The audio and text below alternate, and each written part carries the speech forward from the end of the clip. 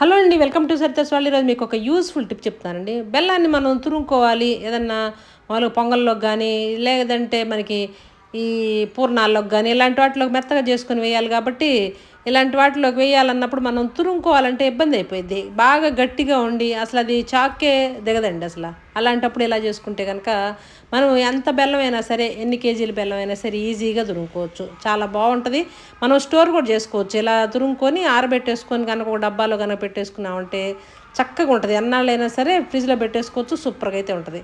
ఒక గిన్నె తీసుకొని గిన్నెలో ఇసుక పోసుకొని దానిలో ఆ ఇసుక మీద వేరే చిన్న గిన్నె పెట్టేసుకొని దానిలో మనకి బెల్లం ముక్క పెట్టేసుకోవాలి. పెట్టేసుకున్న తర్వాత చక్కగా మనం ఒక 5 నిమిషాల నుంచి 10 నిమిషాల దాకా ఆ ఇసుక వేడైన దాకా కనుక ఉంచేసి కనుక మనం తీసేసుకున్నామంటే బెల్లం ఈజీగా తురుముకోవచ్చండి. చాలా ఈజీగా మెత్తగా అయిపోయింది. సూపర్గా ఉంటుంది. దీన్ని ఆరబెట్టుకొని మనం స్టోర్ కూడా చేసుకోవచ్చు. అన్నిట్లో ఉపయోగించుకోవచ్చు. సూపర్గా అయితే ఉంటుంది. ట్రై చేయండి మీరు కూడా. టిప్ నచ్చితే లైక్